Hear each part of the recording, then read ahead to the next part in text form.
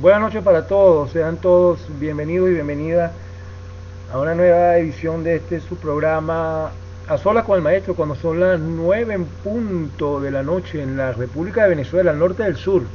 Recuerde que transmitimos desde el norte del continente americano, pero no del norte ese que usted se está imaginando, Alaska, Canadá, por allá, no, estamos transmitiendo en la República de Venezuela, al norte de Sudamérica.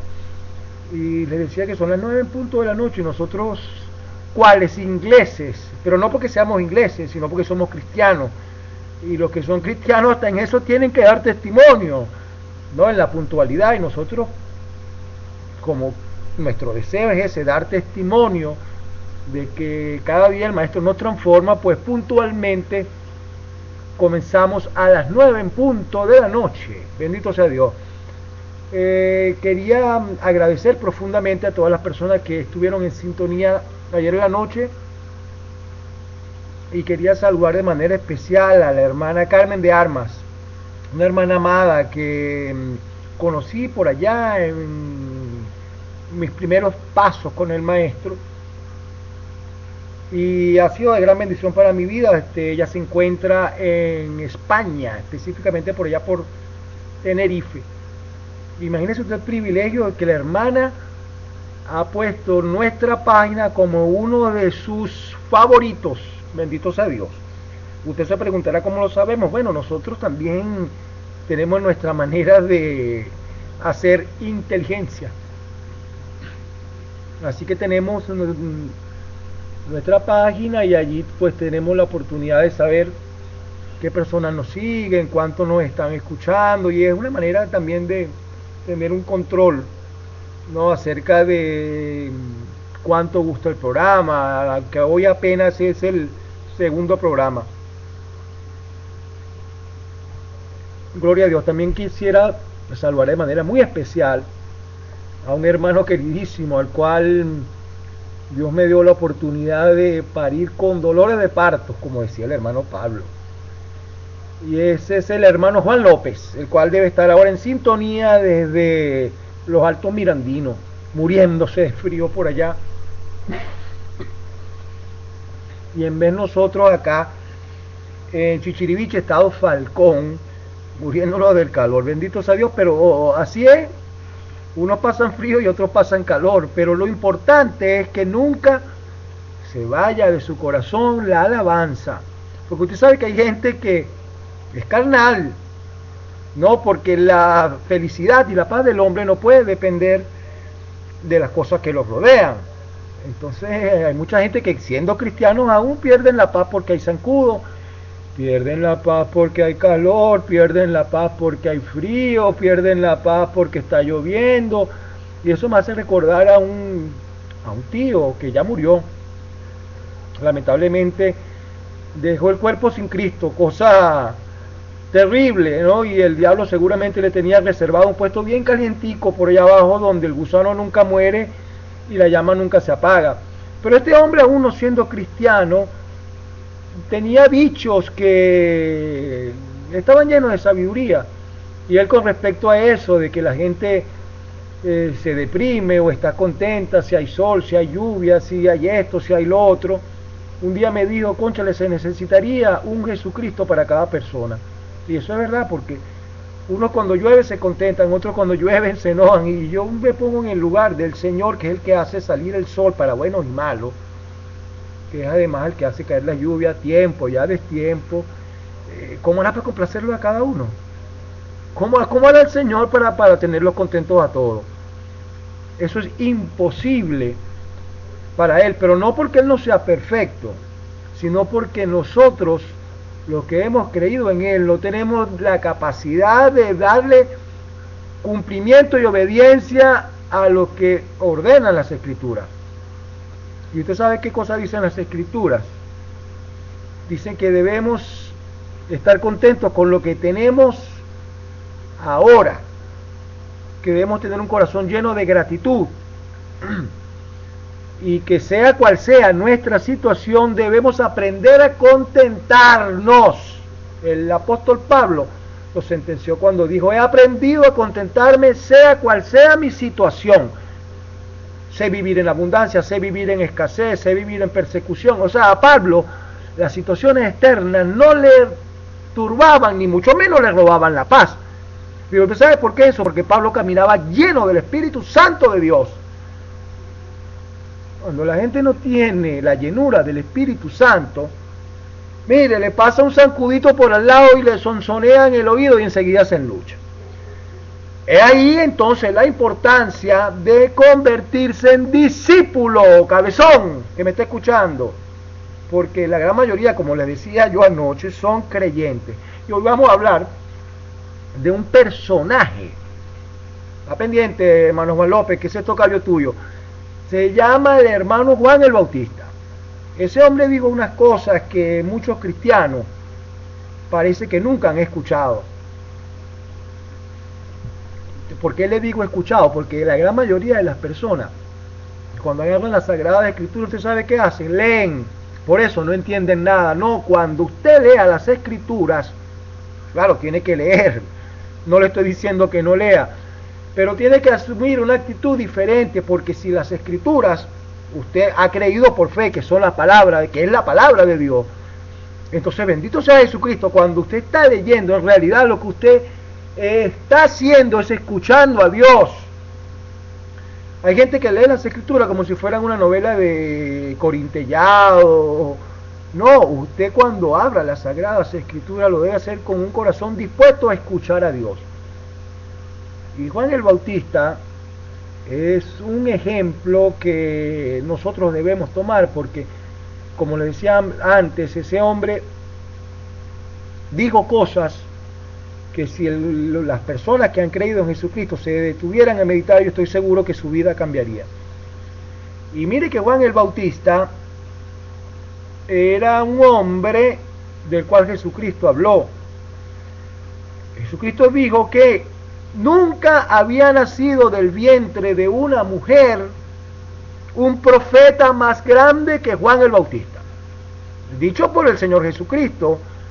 Recuerde que aquí jamás le voy a decir algo que no esté escrito en la Biblia. Claro, no puedo estar haciendo referencia a medida que se desarrolla el programa a las citas bíblicas, porque si no aquí lo voy a aturdir a usted, pero como por la gracia y la misericordia de Dios y el empeño que le he puesto durante todos estos años, mientras hablo el Señor me pone versículos, yo se los suelto ahí, pero cuando sea necesario entonces sí le voy a decir dónde va a tener que buscar la cita bíblica. Pero mientras hablo el Señor me pone los versículos y así se los voy yo también transmitiendo a ustedes. Entonces les decía que el Señor dijo que nunca había nacido profeta más grande del vientre de ninguna mujer que Juan el Bautista. Imagínense usted que eso es tan cierto, que en los evangelios usted encuentra un episodio donde Elizabeth, la madre de Juan el Bautista, que además era prima de María, la mamá de Jesús, las dos mujeres se encuentran y las dos estaban encintas, preñadas, pues, para que usted lo entienda, porque de repente hay gente que uno le dice encinta y que estará diciendo estaban embarazadas las dos. Y cuando Juan el Bautista, estando en el vientre de su madre Elizabeth, dice usted que las cosas del Espíritu de Dios, estaba en el vientre de su madre, estuvo al frente a María, que tenía en su vientre nada más y nada menos que a Emmanuel, Dios con nosotros, a Jesucristo, al Señor, al Salvador, al Rey de Reyes y al Señor de los Señores. Resulta que Juan el Bautista se puso a dar saltos de alegría dentro de la barriga de su madre. ¡Gloria a Dios! Imagínese usted eso. ¿Cómo usted se explica eso? Que un muchacho metido dentro de la barriga de la madre, que no puede ver ni siquiera para afuera, tuvo delante al Salvador, y allí mismo dentro del vientre de su madre, gloria al Señor, empezó a dar brinco de júbilo. Oye, y hay gente, bendito sea Jesucristo, que tiene años escuchando a gente hablándole de Dios y no da ni siquiera un aleluya. Mire, yo he asistido a iglesias donde realmente a uno tiene la sensación de que está en un cementerio. Sí, así mismo como se lo estoy diciendo, donde no dan un gloria a Dios, donde no dan un aleluya, donde la gente va con cara de funeral, alabado sea Dios. Y mire que yo lo sé, porque cuando tuve la oportunidad de estar por allá, por el viejo continente, yo he pasado por muchas sinagogas, y porque no le puedo ni siquiera llamar iglesia, la gente tiene hasta la mala costumbre de llamar al lugar de reunión, al lugar de culto, iglesia. Eso se llama templo, cabezón, eso no se llama iglesia. La iglesia es un cuerpo de creyentes que han creído en Jesucristo. Eso es. Pero sin embargo los religiosos, voy para la iglesia. Voy para la iglesia. ¿Cuál iglesia? Si cuando tú te reúnes con un hermano a hablar de Jesucristo, cuando yo me reuní aquí con el hermano Juan López todos los días aquí afuera a tomar café, eso es la iglesia, es el cuerpo de Cristo, donde 2 o 3 se reúnen en mi nombre, allí yo estoy presente. Y el grupo de creyentes, aquellos que han sido renovados, transformados, que han aceptado a Jesucristo como su Señor, son el cuerpo de Cristo, la esposa de Cristo. Así que iglesia es cuando 2 o 3 se reúnen. Y le decía que he pasado por muchas sinagogas, de las cuales hasta me han echado en algunas hasta con puntapiés, y justamente porque han sido lugares donde yo creo que ni siquiera un inconverso puede estar. Pero hoy vamos a seguir hablando de aquello que hablábamos anoche, de la importancia de ser discípulo. Usted tiene la obligación, escuche bien, de convertirse en un discípulo. En discípulo que usted se tiene que convertir. Porque si usted sigue siendo un creyente, alabado sea Dios, le recuerdo que el diablo le tiene un lugar bien caliente allá abajo con internet y todo, para que pase la eternidad con él. Mire, el infierno, en el infierno, le digo con seguridad, que está más lleno de gente con Biblia que de gente sin Biblia. De gente que ha comenzado a caminar con el Señor, pero se ha quedado allí en el ABC. Jamás ha permitido que el Salvador le transforme la mente. Y tienen años y años y años metidos en la sinagoga y usted lo oye hablar y mire, y provoca salir corriendo. Pero de eso vamos a hablar en otras oportunidades. Discúlpenme la efusividad, si es que tengo que pedirle disculpas, aunque creo que en realidad no debo hacerlo, pero sé que algunos de repente dicen que es duro el hablar de este hombre, pero mire, prefiero hablarle duro y que usted se salve y no pasarle la manito por atrás por el lomo y que usted termine allá abajo donde la llama nunca se apaga y el gusano nunca se muere. Y eso me lo transmitió años atrás la hermana de la cual le hablé al principio, la hermana Carmen de Armas, mujer llena del Espíritu Santo, y con ella tuve la oportunidad de compartir muchas cosas. Visitábamos a muchos hermanos, íbamos a muchas iglesias,